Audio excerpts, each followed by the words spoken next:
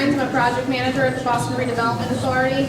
I'm here tonight with my colleague Lauren Shirtliff from our planning division. I'm sure many of you know Lauren from the Market District feasibility study that we worked on a few years ago. So tonight we're here for the Boston Public Market proposal. So you get a full presentation of the project and then we'll open it up to questions and answers.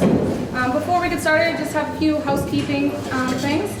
Nicole Leo from the Mayor's Office of Neighborhood Services is joining us. I just want to acknowledge her presence. Also, as many of you probably noticed, this meeting is being filmed by the NorthEndWaterfront.com's Matt Conti, just so that you know you are being filmed. And I think that is it. So just so you know, this is undergoing small project review at the BRA, and the comment period ends on April 14th. If you didn't get one, there is an agenda, and there's also sign-in sheets in the back of the room that has all of my contact information on it, as well as the comment date and history. And with that, let me introduce Yanni Sippis from Colliers International. Great, thank you very much, Casey. Very kind. Thanks everyone very much for being here. Good evening. My name is Yanni Sippis with the firm of Colliers International. We're the project manager for the project. I see a lot of familiar faces, both from the North End and also from Harbour Towers. Great to see everyone. And if anybody has a hard time hearing me, please raise your hand. Okay? I'll try to speak up. And just raise your hand, I'll speak a little louder. A couple administrative items before we start. First of all, would like to thank everyone for being here. To take time on probably the nicest evening we've had in 2014 to join us, and also to thank the electeds and their representatives here, Nicole, Maria, and Patrick. Thank you, from Rep. Mike Witz's office. Thanks very much for being here. And also like to take a moment before we start to ask everyone just to take a quick look around. I think many of you have already been in the North Van Street School, but if you haven't been in the new facility and this is your first time here, I think Miguel, the president of North Van Street, is our host this evening, and we'd like to thank him. And we hope that all of you have a chance to just take a look around this facility, which was just completed not even 6 months ago. My colleague Amy Crange and I spent a lot of time and effort on the design and construction of this, so we hope you all enjoy it. It's a fantastic civic amenity, and we're very pleased that we were able to host a meeting here this evening. So welcome. What I thought we would do to start is we'll turn the lights off just for a minute, and we'll give you a brief PowerPoint presentation. I'll give a little bit of background, and then we'll turn it over to the Architera to speak to you a little more about the design of the proposed project, and then we'll have questions and answers. So by way of background, I'll just say a few words about the organization, the Boston Public Market Association, which I think many of you will be familiar with. It was founded back in 2001 by a small group of visionaries who had a vision for a public market and amenity for the city of Boston and beyond, where the bounty of not just Massachusetts but New England agriculture and other food production could be brought into the urban core, and to have a permanent year-round, in essence, farmers market in the downtown core of the city of Boston. There are markets all over the world that world-class cities all have a permanent farmers market, and that was the vision for this project as well. So it's been a long time coming. It's a nonprofit organization. All the board members are volunteers. On the organization, the board blends a variety of different disciplines. There are 4 professional staff. The CEO, Liz Morningstar, is with us this evening and is available to answer questions during or after the meeting. And thus far, to sort of put a little bit of a punchline on it, the organization has raised over $9 million towards the $15 million total cost of designing, constructing, and opening the public market. So this vision that was over 10 years old has never been closer to reality for the city. We're very, very excited about that. And we hope that all of you, our neighbors, will be as well. We'll just introduce some of the members of the project team. The owner or the proponent of the project is the Boston Public Market Association. The BPMA would be a tenant of the Mass Department of Transportation, which owns the Parcel 7 garage, Parcel 7 building across the Greenway. We're the project manager. Architera, whose office is right on Long Wharf. They're the last bay of the Long Wharf building before you hit the MBTA structure. So they're another local. Rob Tuckman, who many of you might remember from the Central Library Completion Oversight Committee, is the legal counsel, and we have a team of local consulting engineers also working on the project with us. Those of you who know me know you can't get out of a room without spending a little bit of time on history. So let's just spend a minute talking about the history of the Market District, because the concept of this area and even the building, the Parcel 7 site, being part of a broader market district. It's something that we invented. This has been going on for generations, literally generations. And we just have a couple of images here. This is an image, this is Blackstone Street. This is the part that's still there, and this is the part that got scraped away for the central artery in 1950.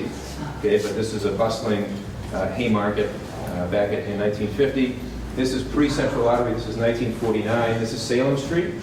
So this is looking towards North Station, right up the barrel of what is today the Greenway, then about to be the central artery. And here's a picture. This is Hanover Street right over here going into the north end. So we're sort of right here. Picture during the artery construction in 1952. You can see the steel for the central artery which is pouring through the area, and yet all of these dots over here are people. This is market day at Haymarket. So even as the central artery was going up right next to the push carts, it was still bustling, just like in this pre-construction picture. So the concept of this being a market district is, as many of you know, nothing new. The VRA more recently has memorialized the concept of the market district through the market district feasibility study, in which the process many of you participated actively. The study creates a vision for a renewed market district, building off the Haymarket push carts, sort of the core of the market district, and then expanding that energy and the retail offerings, in theory anyway, all the way over to Government Center and City Hall Plaza. Specifically to the core of the market district, obviously, is Blackstone Street and the Haymarket push carts. It's the Parcel 9 project, which is another MassDOT parcel, and it's also the Parcel 7 building, which is the location of the proposed Boston Public Market project. So, and then also, of course, it's the base of some of the Blackstone block. It's the Cross Street, the small retailers on Cross Street, and really the entire Hanover Street corridor. This all creates a market district, a vibrant retail, especially food-oriented market district, not just for the city, but for the entire region. So now what we'd like to do is introduce for you the Boston Public Market project itself and talk a little bit about the design of the proposal. So I'll introduce Michael from Architectura, who will walk you through the design. Hi, I'm Michael Graham from Architectura. We're the architects for the project. I'm here tonight with my colleague Dan Ayers, who's one of the principals of Architectura. This is a view from Congress Street and Hanover Street of the outside of the building. You can see some of the alterations to the exterior. What I'd like to show you tonight is first an overview of the project. First we'll show you an overview of the project. Then we're going to go into a little more detail, and then we'll come back and show the alterations that we're making to the exterior of the project. So this is a plan of the market.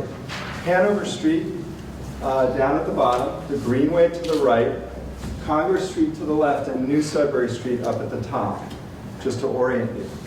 I'd like to talk about the four main components of the market that you'll see in plan. The main one, of course, is the market hall itself, with this public space at the center. Oh, thank you. The market hall itself, the central space shown in yellow with a gathering space in the middle. That market hall will have from 40 to 45 vendors occupying stalls in the space. But in addition to that, there are three spaces that we call the anchor spaces. At the northwest, there's the Culinary Education space. Here there's the bakery. And down at the southeast corner, there's a small format restaurant, a bistro that's going to feature local foods. And we're going to go into more detail about each of those spaces as I go. One thing I'd like to point out also is the walls that around the perimeter are left open. And we're going to talk a little bit about those walls as we go too. Underlying the kind of variety that you saw in the plan there, the vendor stalls being built out by the many grower producers, is a very simple modular layout that allows for the market to have flexibility over time, which is a key attribute of real, genuine markets. They can grow and change over time, and they can accommodate all kinds of different growers and producers selling different kinds of products. So what you see is for those 40 to 45 vendors, there's 92 of these rental modules. And each of those is served by what we call a pylon, basically a column every 10 feet that brings the infrastructure to those vendors, brings them their water, their electrical power, and the canopy up above brings them their lighting. And you'll see how that works. But the main point of that is it allows flexibility over time. It allows it to accommodate changing vendors over time. So let's take a look at what that feels like. That view that we started with, the view from Congress Street and Hanover Street, if you were to walk up and come in that entrance, you would see this. You'd be coming up to a raised floor. There's a new floor that's going to be approximately 14 inches higher than the existing floor, and that's going to allow the underslab infrastructure. And then you're going to see in the background these pylons and canopies that we talked about, so that in the foreground what you get is the main point, really the produce itself, the character of the market vendors, which is what we've always said should be the main impression of visitors to the market. So the idea of the regular infrastructure is there to allow the strong impression of the characterful vendors themselves. And you see that as you start to move through here. There's modular furniture that allows each vendor stall to be set up in a unique way. Elements like the signs also allow the characters to bring their own unique signature to their spaces. This is an interesting building, of course. It's got all kinds of different uses, and directly above the market is the parking structure that we're all familiar with at the Parcel 7 building. So this is a section that shows you how those canopies and the vendors below occupy that space, and how the canopies hold the infrastructure, the HVAC, the lighting, and get the power to the market stalls for those vendors to use. And then the circulation aisles right in between. This is that central space that I pointed out in the center of the market hall. This space can be used for different types of events. So if you have a guest speaker coming in, it can be used for that type of event. Or it could be used for demonstrations for the vendors themselves to give demonstrations in the center of the market. But oftentimes it will also have loose furniture and just be a gathering area at the center of the market. If you say, meet me at Boston Public Market, you can meet here at the central hub. Those three anchor spaces that we mentioned, I'd like to go into a little more detail about those. That culinary education space or demonstration kitchen, the small format restaurant, and the bakery. We'll start with the demonstration kitchen. Now these are design drawings that are evolving, but this shows the concept that we're working with very well. At the front of this space is a space for patrons, and there's really two main types of use that this culinary education space will accommodate. The first is cooking classes. So you can come here and you can get a class from a well-known chef who might give a demonstration of preparing a certain kind of dish. But you can also come here and vendors may actually be giving demonstrations of how to prepare the types of local, regionally sourced food that they sell. And that might be an event that's announced real time during the day at the market, and people can come over and see that demonstration. The second type of use that this space will accommodate is events for up to 80 folks who can actually sit down. So a catered dinner, for example. And one likely scenario there would be sort of a corporate team building type event where people come and there's a cooking class and then there's a dinner after that, and that would be catered. So the patrons are here, they face the demonstration space, and that's supported behind by a catering warming kitchen, and that's the space that you see behind it. As people walk by along Congress Street, they get the same view as the audience gets of the demonstration that's going on. Let's talk about that small format restaurant, and one of the concepts that's being looked at is a sort of farm to table concept, or a bistro that would feature locally sourced ingredients. And you can see how at the southeast corner, so one of the more prominent entrances coming off Hanover or off the Greenway, this will be an event that is a sort of interesting greeting to people coming into the market from that side, and will draw you past it into the market itself. Finally, the bakery, which also faces the Greenway, is composed of, it's an L-shaped space, and it's got two main parts. The retail part, where people can come in, buy products over the counter there, and continue on into the center of the market. And then the baking area, which is along these windows that face the terrace. So people walking by will actually see the activity of baking in the bakery, and that will become part of pedestrian experience walking along the greenway. Those walls that I mentioned that are left open around the perimeter of the market offer a unique opportunity for selling particular kinds of products that can give a lot of character to the market when they're displayed in a vertical format. For example, the bookstore is one of the types of products that we're going to use these selling or teaching walls to display the products in a vertical way that becomes almost like a beautiful collage on the wall of the different books. And that will be a bookstore that can feature cookbooks by local chefs, or it could feature periodicals that focus on regional food culture. The second use, again, tries to take advantage of the unique vertical condition to say, look, a lot of the products that a market sells are really beautiful. Flowers, honey jars, pickled fruits and vegetables are things that are just beautiful. And these selling walls offer an opportunity to display them in unique ways. So the bucket wall is an example of one use that would allow, for example, flowers to be displayed to give character to the market around its perimeter.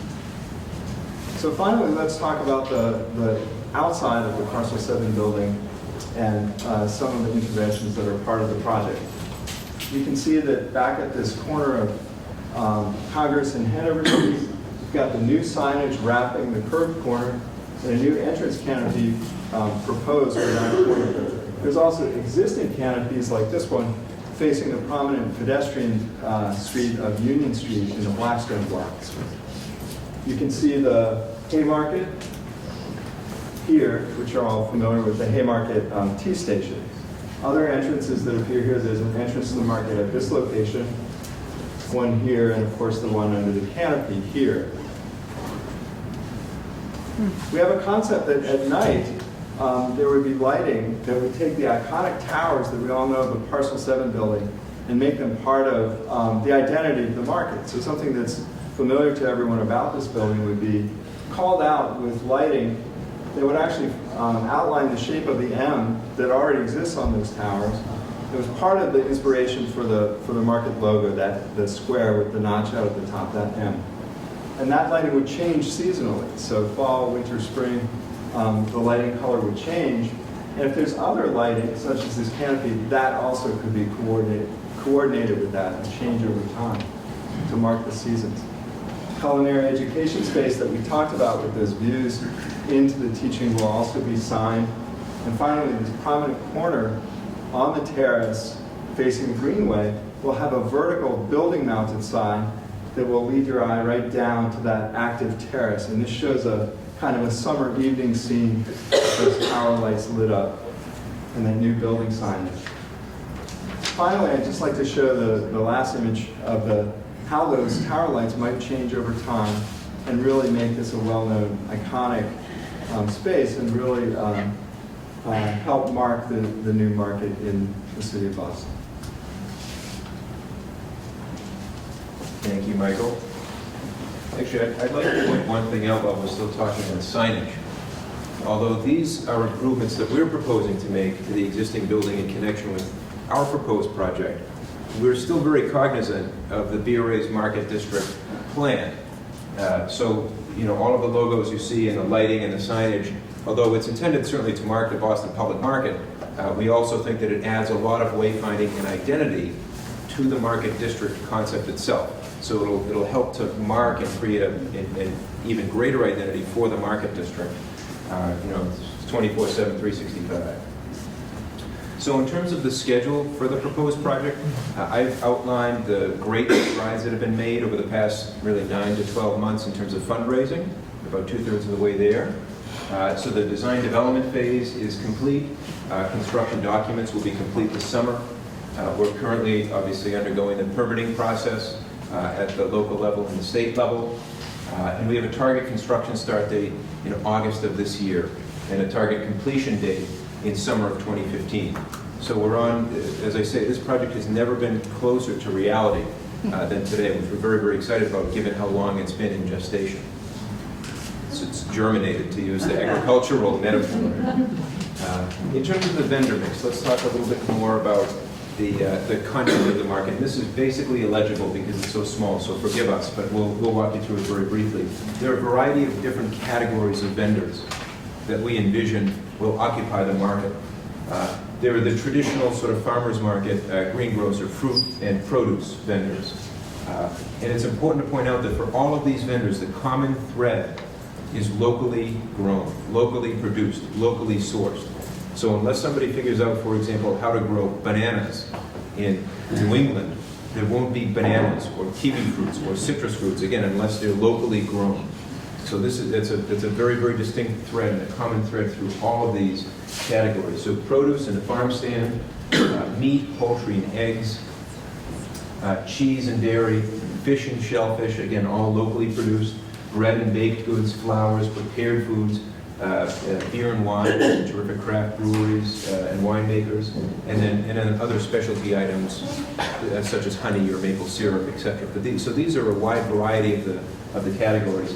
Most of the time when folks think of a farmer's market in a traditional sense, it's seasonal, and there's a real limitation with respect to the types of products that can be sold at a farmer's market, because, for example, to sell meat or shellfish or dairy or anything perishable that comes from an animal, there are certain refrigeration requirements and plumbing requirements and so forth. So most of the farmers markets that we see today are really focused on the sort of the greengrocer, the fruit and produce. There are certain exceptions, and we've made some great strides with what we've been able to do with seasonal farmers markets in the Commonwealth. But by and large, we're going to be able to offer a much wider array and variety of product, local product, because this is a permanent installation, a year-round installation with permanent refrigeration and plumbing and electrical infrastructure and so forth. So the range of product will be phenomenal, unlike anything that you've ever seen at a farmer's market. So very, very excited about all of these vendor types. Just another update on the BPMA's seasonal activities. Many of you will be familiar with the seasonal farmers markets that the Public Market Association has run at Government Center and at Dewey Square on the Greenway for probably, 8 years now? Something like that. And certainly for this season, we will continue that tradition to continue to build excitement about urban farmers markets in the downtown.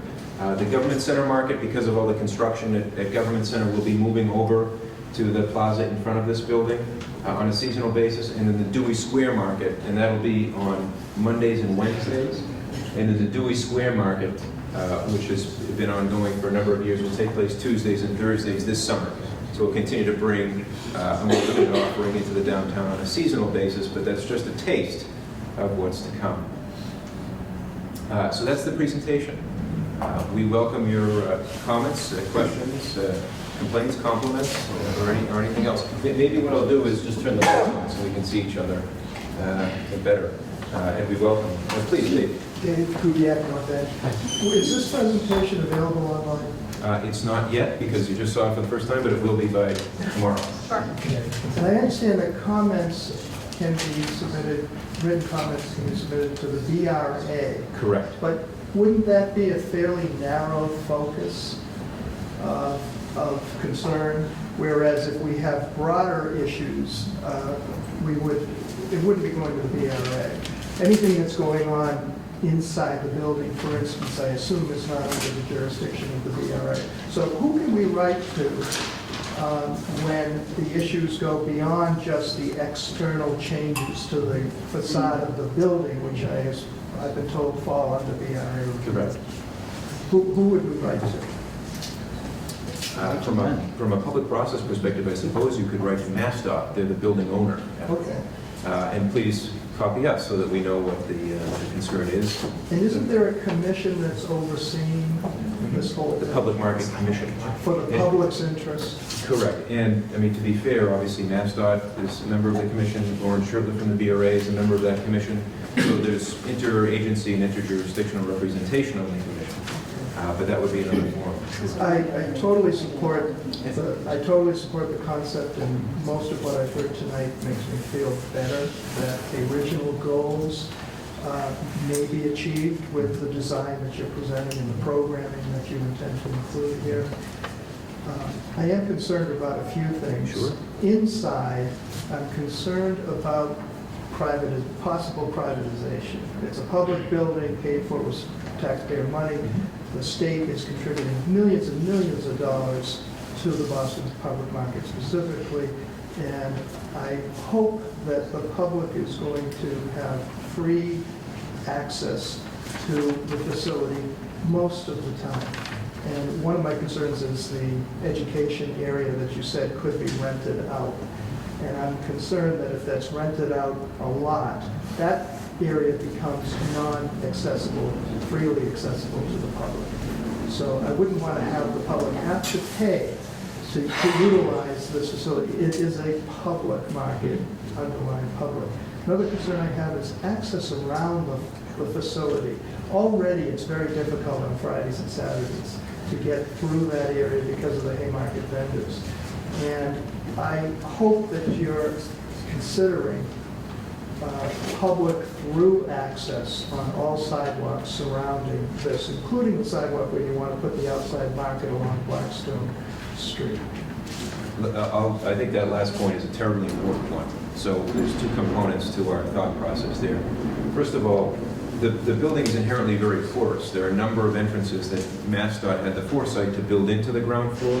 And because we're basically a singular user of the ground floor with the exception of some of the infrastructure components, the notion is that we're providing multiple ways in so that we're not forcing everyone, for example, to come in the Hanover Street entrance because you're right, it is very congested. Having said that, there's no proposal at all to use any of the Hanover Street sidewalk for anything on any day related to the market. So we're doing our best to try to maintain the pedestrian accessibility, certainly along Hanover Street, which gets congested on market days, but even on Blackstone Street, where there would be some outdoor activity, there would be at least a 15-foot pedestrian corridor maintained so that there would be no impedance to pedestrian access. So are you in discussion with the pushback vendors regarding the Hanover Street sidewalk, which is already almost inaccessible? Right. Absolutely, certainly insofar as the commitment that we're not going to be doing anything program-wise on that sidewalk. We don't want to contribute to just Last this point, situation. I know that the state has already contributed $4 million to this. I believe there's an expectation that the state could contribute as much as $10 million to this over the long term. Hugely expensive investment of public money. Sure. And I wondered why. Seeing this presentation tonight, I know why. This is a Rolls-Royce public market. The design elements of this. I wish you were right.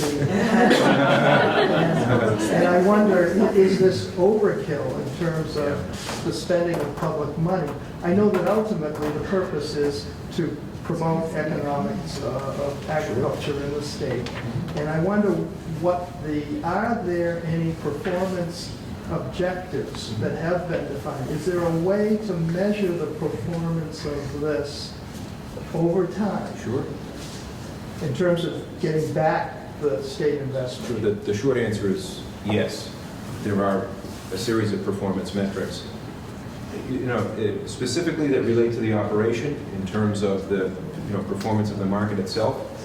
But certainly it will be very easy to demonstrate, we think, once we've been operating, what the multiplier effect is, what the aggregate economic benefit is to the Commonwealth. Everything from sales taxes to all of the economic benefits associated with job creation and retention in the agricultural industry, not just farming, but fishing and meat production, dairy and so forth, and on down the line.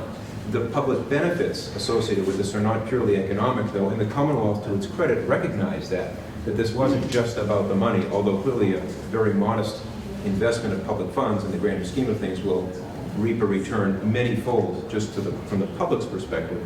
But also think, for example, about public health and promoting public health in the urban core. Clearly a major policy objective of the Commonwealth that this project will help to promote. Think about open space and agricultural land preservation in the western part of the Commonwealth, or even inside 128 for that matter.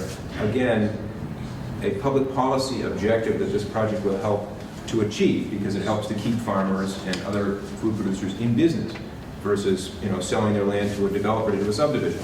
So there are a number of public policy objectives that the project will help to achieve, but the short answer to your question is yes, there are performance metrics to ensure that the market is performing well. I think it's worth spending just a minute on the question about the magnitude of the investment, because you're right, $4 million is a major commitment. Because of the regulatory framework in which these market activities are taking place, the density of infrastructure, electrical, plumbing, and other infrastructure needed to serve our 45 vendors and our bakery and our corner small restaurant space, etc., is extraordinary. And the cost of creating all of that infrastructure is very, very high. So we don't think of it so much as a Rolls Royce, so much as we do is all of the infrastructure that we're proposing to put in the market, which is the lion's share of the cost, is extremely expensive. So in terms of the finishes, the leather seats and the walnut dashboard and so forth that one might find in a Rolls Royce, there's none of that here. This is very, very bare bones. From a finishes and an interior design look and feel perspective, most of the money is in the infrastructure needed to serve the activities and also to provide the kind of long-term flexibility as vendors expand and contract and change and move and as the industries change, because that's very expensive. Flexibility is expensive to build, and that's part of what our mission is, to build a flexible public market. So your point is very well taken, but I thought it was important to give you a little bit more detail on that. So, but thank you. Please. One of the characteristics of a farmer's market, and certainly the one that we have in place today, is the takedown and setup time, and the enormous amount of material that has to come in to service the booths and be exchanged and replaced. I don't see anything on the plan that will support that. You point out, you make a very good point, because you're right, we didn't spend any time talking about the back of house. Okay, we showed you the pretty pictures of the front of house. Let me just spend a minute on this. We could. What's missing from what we showed you was a discussion of the loading dock. And this building is blessed with a quite generous loading dock. Okay, so there will be a loading and service area, both with loading areas for the stuff to come in, and also bays for recycling and dumpster for the stuff to go out. There will be central storage facilities and so forth, and trash removal and recycling facilities, all in this sort of back-of-house area. Because if there's one lesson that we've learned, just as the infrastructure requirements are extraordinary, so are the service requirements. There's a lot of product flowing in and out. And the way that will be managed in this loading dock, there will be a staff person at the Boston Public Market whose job it is to run that operation, because you're exactly right. It's a complicated dance with 45 vendors to choreograph. Huh? So, but I think that's a really important point, and thank you for raising it, because we didn't really talk much about what goes on in this area here. So thank you. Yeah, please. Could you keep going with your explanation and refresh some of us who don't know the inside of that building well about what the other areas Sure. are going to continue? There's something for everyone in this building. Okay, there's the MBTA head house, in essence, for the Orange Line and Green Line Haymarket T station, which will basically remain, in essence, as is. Terrific amenity for the market, of course, because it provides accessibility to many neighborhoods of the city of Boston. There is exhaust from the tunnel, which comes up through these chimneys, which you can see manifested in the M-shaped chimneys up top, but these are very large structures which can't obviously be touched or infringed upon in any way that exists that we're sort of working around. There is also an intake structure here, which draws in fresh air from the outside and pumps it into the central artery, 90 feet below. And then there is also the ramp, which is shown here, which brings vehicles up to the 300-plus car parking garage that many of you, I'm sure, are very familiar with, that has the non-vandality parking and so forth. So there's a lot of, and then there's also the stair and elevator core over here for the parking garage above. So there's a lot going on, okay? If we were building this thing de novo, we wouldn't have all this stuff, but we're very pleased to have it and to work within it. Yeah, please. The R&B lobby. Oh, yeah, thank you. How quickly I forget. And then the main lobby to the building on the Greenway, the registry of motor vehicles will be located on the upper, immediately above this. So there is vertical transportation infrastructure, elevators, and a monumental stair bringing customers upstairs to the RMV. We hope they distribute the pagers so they have half an hour to go down and shop before their tickets are ready. But there is a lot going on in the building. Thank you. Thank you. Yes, please. What are the hours of operation for the market? Liz or Mimi, do you want to speak to that? It's scheduled to be Wednesdays through Sundays from 8 until 6 with seasonal hours from 8 until 8. Wednesday through Sunday, 8 until 6. And that's, we should point out, that's the It's initial current, plan. Okay, so when the market is extremely successful and we can expand the hours of operation, that's the intent, but that's the current snapshot. Please, Victor. Thanks, Yanni. Victor Bryan, North End. I have actually not questions, comments in two general areas, but in an overall comment is, I think I share David's reaction, which is I like what I see. And the two areas that I'd like to congratulate you on are, one, work on the exterior, the Congress Street exterior.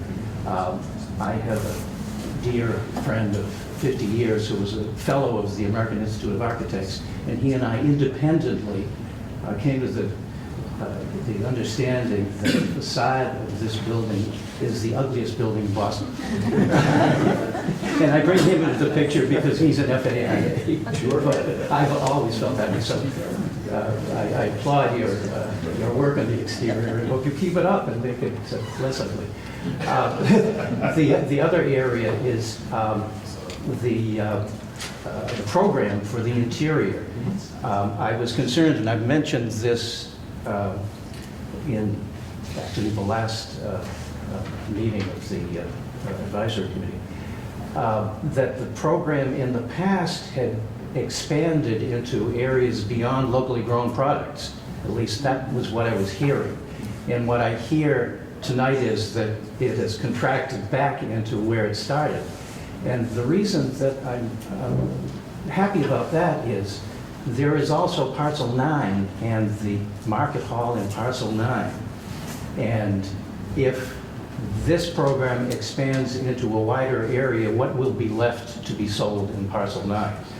And the reason that I'm particularly, as a North Ender, particularly interested in seeing that Parcel 9 be successful is, if it's not successful, what happens next? It becomes a large restaurant, and it becomes a restaurant serving alcohol until 3 in the morning. This is something that, of course, we don't want to see. We want to see Parcel 9 successful, and we want to see the Haymarket Pushcart Association successful. We want to see the public market successful, but not in, but that can't happen in ways that conflict.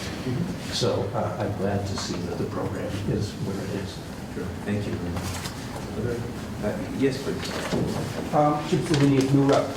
I was wondering what you were planning long-term for the plaza on Blackstone Street. It's been empty, it still looks like it's empty, it looks like a huge waste of space. So the plan long-term is on a seasonal basis when it's tolerable. So there would be some limited seasonal stall activity out on the plaza to sort of, allow the activity within the public market to spill out onto the plaza on Blackstone Street. It's extremely wide and could certainly be used a little bit more fully. It would allow, for an expansion of primarily the produce type vendors and vendors who don't need, all the refrigeration and the plumbing and so forth, more like a traditional farmer's market. But to Dave's point and others, maintaining a clear and generous path of pedestrian travel along the Greenway. We think that's very important. And it's important for our own customers and the Haymarket Pushcart customers to be able to traverse that area easily and not get bogged down. So that's a long-winded answer to a simple question, but that's what's currently contemplated for that plaza area. Yes, please, in the back. Hi, this is my first meeting. I've attended related to this, but I'm following to some degree. I want to commend the team because I think it's great. I travel quite a bit in the States and overseas and very familiar with public markets. I live in D.C., right near Eastern Market, so I'm happy to see you put a restaurant in there because that's a big component at Eastern Market in D.C. It's very popular, more of a quick serve place, but I'm hoping that the restaurant that you described, being farm to tables, is something that's sort of overpriced, where it becomes something that, the market could serve business people running out to grab a lunch or grab some groceries during the day for their evening meal or what have you. Don't feel like they can't eat at that restaurant because it's of its price point. Right. And maybe even those areas, the education area, where we would have these sort of chef programs. I wouldn't imagine doing in the middle of the day, only because people tend to work, or maybe they would because of tourists, but maybe when they're underutilized, they also could be used to offer lunches to business people in the area or something, to expand that kind of offering as well. I think in a nutshell, we agree with everything you're saying, because the core of the mission of the Public Market Association is access, and providing access to every member of the public, access to fresh, healthy, local food products, whether it's from a greengrocer vendor at this location, or from the farm-to-table restaurant at this location, or at the education center over here. So I think we're simpatico with everything you say. But that's a great comment. We appreciate your support. Thank you. Other comments or questions? Yeah, please, Mary. Hi, Yanni. Actually, this looks very nice, and I'm glad it could be done quickly. But one concern I have is the vendors. Is it possible to keep out chains? Like, things like Dunkin' Donuts, Whole Foods, things like that. I wouldn't like to see them there, and I want to know what the feeling is. And what we can do, what's illegal. I guess Dunkin' Donuts makes donuts locally, but that's not really what we have in Yeah, mind. exactly. So I don't know if those little... The coffee beans all come from overseas. Right, yeah, that's a good point.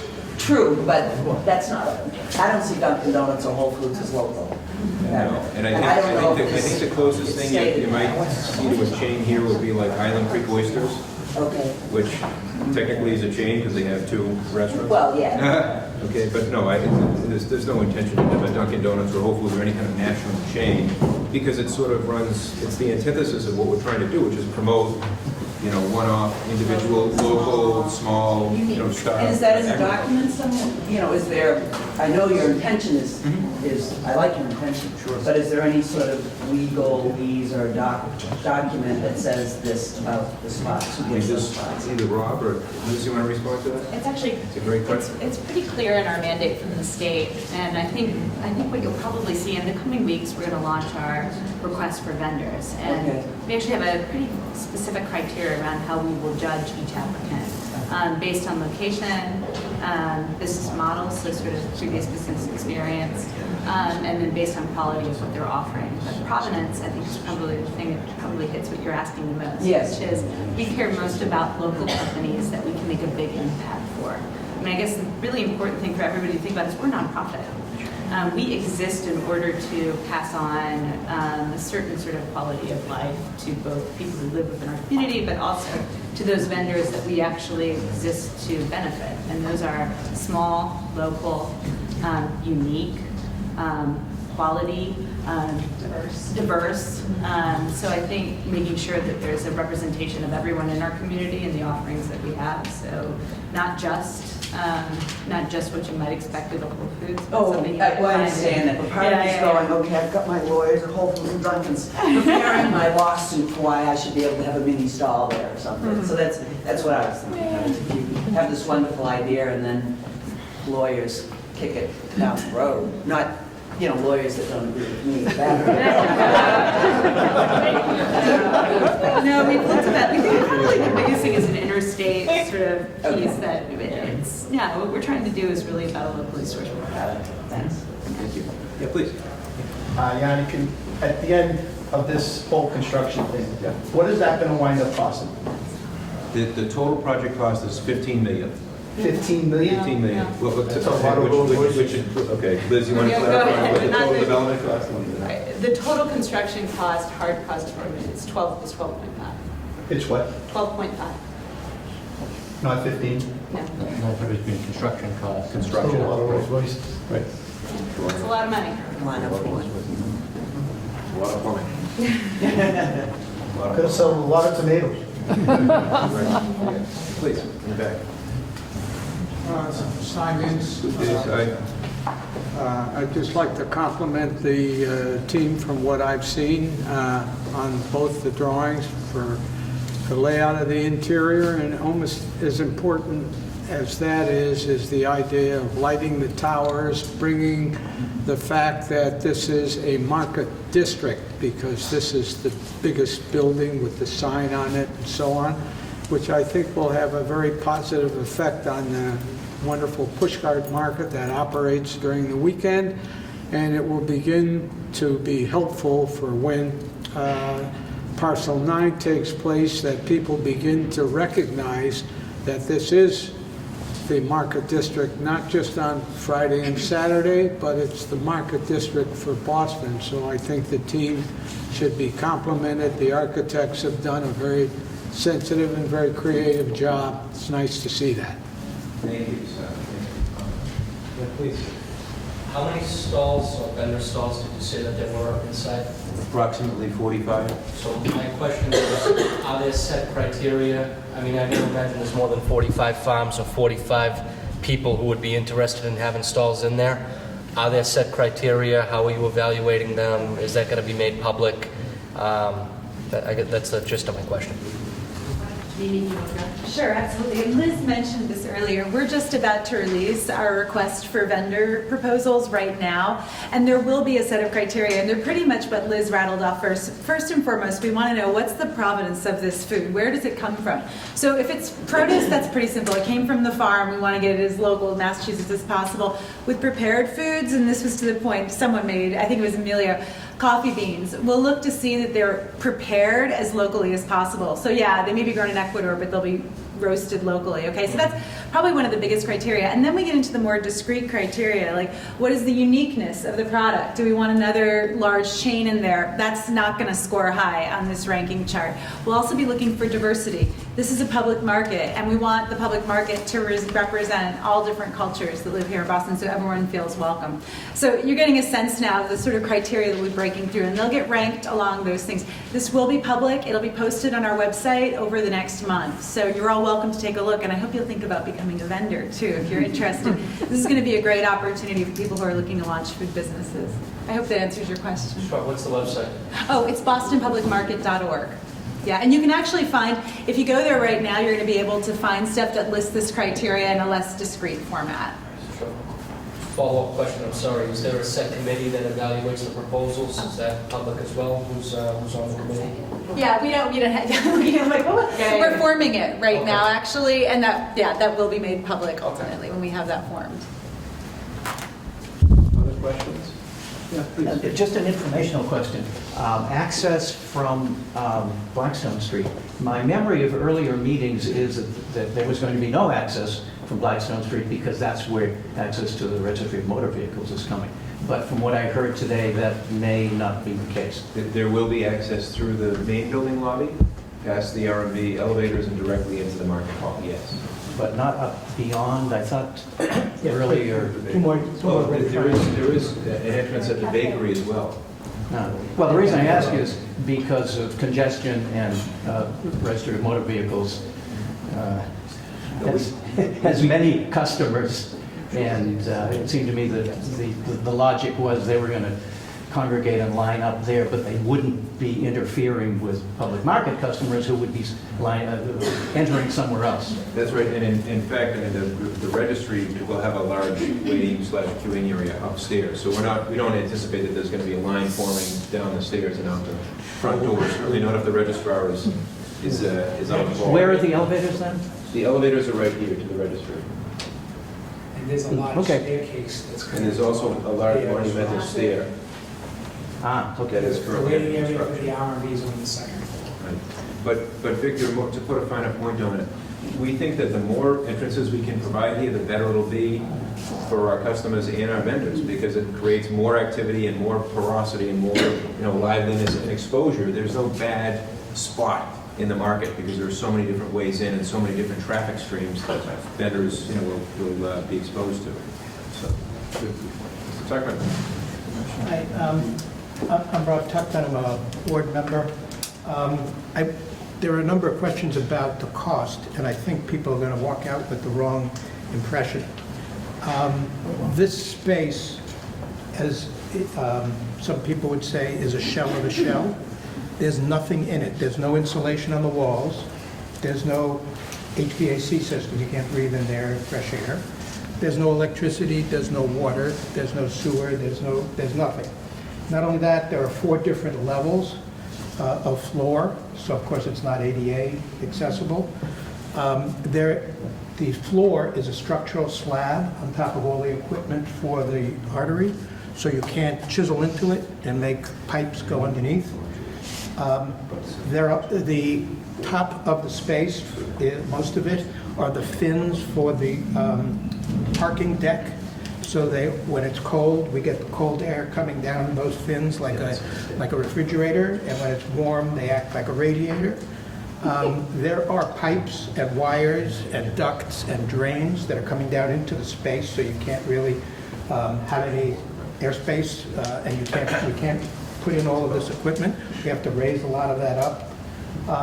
So that's why the state agreed that they would contribute what's sometimes known in real estate as landlord's work, to fix the space so that it at least is up to the standard where a tenant can begin to put in their own stuff. And that's the $4 million that we're getting from the state. We were able to make it so that we got the state's money so that we could make the most out of it and keep it as part of the contracts that we're doing for all of the work, instead of having 2 separate contracts, the state fixing it up, and then we come along later. That would just take too long and not be as efficient. So that's why we're getting the money from the state. And also I would point out that I've been at all the meetings that we've had on the designs with Architectura. They're wonderful people.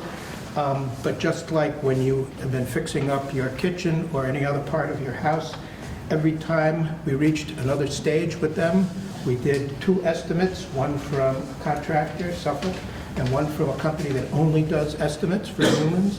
We would get them to rationalize how they approached it. We got them within like 5% of each other each time, and each time we then had to take $1.5 million out of the project. So this project, when you see it, I don't think anybody is going to say the RR word when they walk into it. The ceiling is going to be corrugated, material, the lights are very simple. That was our point. The idea is it's the food, stupid. It's not what it looks like, and nobody's going to look at that. We're really focusing on that, and all the money is being spent. Each of these things is individual, so we have to have all of this plumbing and all of the ductwork and all of the electricity for everybody and HVAC, and all of it's got to then be put onto the roof. It's a very, very complicated job, and that's why it's costing so much. Thank you. Thank you. Yes, please. I believe earlier in your presentation, you said that a substantial portion of the space was going to be reserved for seasonal vendors.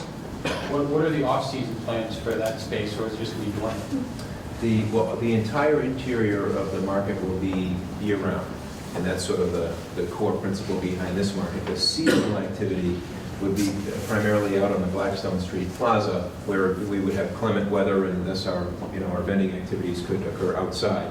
No, everything you see inside is year-round, and that's what's so unique about this, is that it doesn't have to be seasonal. Other questions or comments?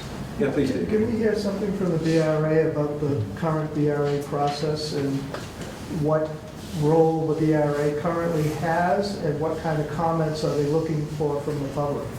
Sure. So currently they're going through small project review. As I said in the beginning, the comment period lasts until April 14th. So we're looking for any comments from you right now, any feedback on your takes on the design, the inside, anything, whether that be good, bad, indifferent. Just we want to hear from the neighborhood. This obviously has to go to our board, so we want to be able to go to the board and give them an idea of how the neighborhood feels about the project. But what jurisdiction does your board have over this project? It's subject to small project review because of the modest but threshold triggering exterior modifications that are being proposed. So they only have jurisdiction over the exterior changes? Well, the jurisdictional trigger is the exterior modifications, but the BRA's jurisdiction is a little bit broader. It's general design matters, including exterior and so forth. Thanks. Thank you. Please. I have only one question as not a resident. I like the idea, that's fine. what does the city or the BRA intend to do with those nice little automobiles that are on the left, on the right? And right now there's buses there. Where are you putting those buses? No buses. The buses are the next block. That's the next one. Just south of that. There's no buses Yeah, the there at all? buses, no buses there. They're next to the garage. Yeah, that's, Yeah. yeah. All right. That's the next meeting. I got a feeling where they're going, but I don't like where they're going. Yeah, please. Can I ask one other question? Maybe Liz can answer this better. Why have you decided to go, not 7 days a week? It's Wednesday through Saturday? Wednesday through Sunday? We actually, it's sort of stuck with the same diet. Our year one, our operating year one has always been Wednesday through Sunday, and it's based on better market days. And it's also based on the idea that we need to start small and grow. So we always thought it would make sense, and this has been sort of consistent for the past 3 years, is my understanding, that we would always be open those 5 days of the week. Really? Yeah. That's me. Yeah, it was in our RFP response, and it's been part of all of our public meetings. I would just say, for people who are really interested in this project, this is an important part of our community meeting, but we actually meet quarterly and have public meetings. And so folks who have substantive, my response would have been to please tell us. I want to hear what you're worried about. And then I want you to, each one of you who's interested in where this project is going, I'd really encourage you to come to our public commission meetings. Next one? The next one is, I don't think they've set the date, to be honest with you. They haven't set the date. But what I actually have you on I'm going to come up to you, I'm going to give you my card, and I want to be in touch with you. It's funny, everybody comes to this project for a different reason, right? There's some people who really care about local food, health and wellness. There are a lot of chefs who are interested because they really care about this new addition of taste. I can tell you personally, I came to it because I care about a new civic asset in Boston. And in my mind, that has to be, and it's predicated on it being something that the community's interested in. So to the degree that each person in this room adds to what we end up being in a year from now, we're not going to open for another year. I think we're a better addition to it. If it serves the communities of Boston, I will be happy. And I hope that it influences the future of Quincy Market more than Quincy Market influences the future. Here, here. It's so interesting you say that. We spend so much time, Quincy Market is a wonderful, it exists in its own. We spend so much time thinking about how we want to be different than it. And so the more serve the communities of Boston. the more that you help us do that, the stronger we are. So I really appreciate everything you said. I don't know if this is for Yanni or for me, but Thanks, Yanni. Stephanie Holmes, a North End resident. This is really more a general comment for this area, Parcel 7, Parcel 9, the Pushcart Vending Association. And it's more addressed to the city. I've gone to a number of public meetings over the last few years, and I know that this area is going to have a concentration of lots of things that require trash and recycling handling. And as a North End resident, I know that the North End could really, really use a place where residents could drop off recycling if they can't make that 1 day a week pickup. So this is kind of a plea to talk to the city about possibly in this area somewhere finding a place where the North End could have a recycling drop-off. Great idea. Folks taking notes. Great ideas. Yeah, please. Sorry, could you just speak up a little bit? That's the North End Business Merchant. Thank you. A marketplace, I think, is always good. I've been to several of them all around the country and around the world, and I really think they add a lot to the community and bring a lot of things together for everybody. If done right, it really becomes a shining jewel for the city. The different aspects, if this is all going to be a public place, is the restaurant a public restaurant, or is it being run by a tenant, or what's happening here?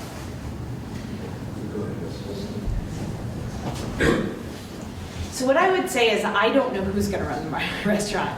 And I'm just being as honest and open as possible. Everything is, and I know that Yanni's talked a little bit about this, but I'm just going to go over it because I know there are a couple of folks here who are vendors or who are interested in being vendors or who are merchants or who have an interest in being a restaurant. So let me just tell you where it is in the process now. And I may answer your question, I may not. And if I don't, I want you to hold me to it. But the way it is envisioned, and actually, I don't know, do you have the rental? Is the actual leasing model? Yeah, can you hop to the next one? So actually, no, back. Yeah, I want this one. So it's better to think about each of these little units as separate modules that are rentable and leasable. And they could be leased for any type of a purpose. It's important to us, going back to the Quincy Market comment, it's important to us to keep this authentic to being a marketplace and not a food emporium. So that balance is incredibly, something that we're incredibly sensitive to. But what we've done is, and this is to Architect's credit, we've come up with a very modular, flexible floor plan that would allow us to lease and respond to the interest of the marketplace at large, not our internal marketplace. So while we've envisioned this as a possible sort of small format restaurant, it could be that it isn't that. It could be that we get responses through our open vendor application period, which starts in about a week and concludes around July 1st. And it could be that we find that the type of interest that's out there is actually more retail than it is prepared foods. I actually think we probably have quite a bit of prepared foods interest.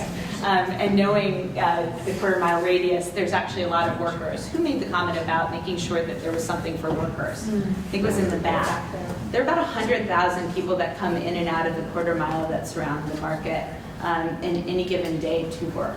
So I think there's probably a fair amount of a market for prepared foods. I don't know. I don't know what that restaurant is going to look like. You know, you saw Michael had said small format, he had said short menu. We sort of thought about an oyster bar, we thought about not an oyster bar, we thought about something that's more of a bistro that represents sort of local food. It could be that it ends up not being there at all. But that's sort of the concept, and I think probably where Architectura has made a really big difference in terms of our business model to allow us the flexibility to respond to local interest. I think my next question would be, would you be allowing like a full-service restaurant in there that serves alcohol and such? We don't have a liquor license, so I don't know if you're right now do not have a liquor license, so that would be hard. But what I would say, the most important thing that we think about in terms of any investment of space in the market is that it has accessibility to all. So somebody made a comment about it being expensive. That would be very much not in keeping in what we say we're about. What we're about is something that showcases local variety and diversity. And that needs to be accessible to all. So in keeping with that, it would be something that was probably short format, but small format, short menu, probably changing regularly.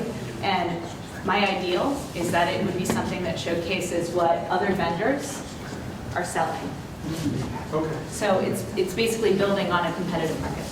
Thank you. Sir, since you're in the business, I'll put a finer point on it. I mean, this isn't much over 2,000 square feet, so there's just not enough room as far as having a kitchen line and so forth to do a real full-serve type restaurant, so, which is why we describe it more as a limited menu or an oyster bar or something of that nature, because it's something that can exist there and generate a lot of activity without taking up a huge amount of kitchen space, which is not salable, as you well know. Okay. Thank you. Other questions or comments? Yeah, please. Just a quick one, as long as there's any interest being shown in the total cost of construction. It's my impression, just walking by, that Mass DOT, in connection with the construction of the registry of motor vehicles, is doing something on the first floor. And I wonder if what they're doing on the first floor benefits this project, whether that should be added into total cost. No, the only thing that I think of is the stair that goes up, which is, that's part of the registry project because it promotes public accessibility upstairs. Yeah. Okay. So if you see other activity in the main area, there are utilities that run through from basements, which are on the southwest side, the lower left-hand corner, across the ceilings to get to those spaces that are on the office side of the building. And the construction workers love to eat lunch. The southwestern side, you'll see their lunch there. Yeah. Near the Haymarket Pushcart Association vendors, I hope. Yeah. Other questions, comments? Terrific. Well, thank you, everyone, for joining us.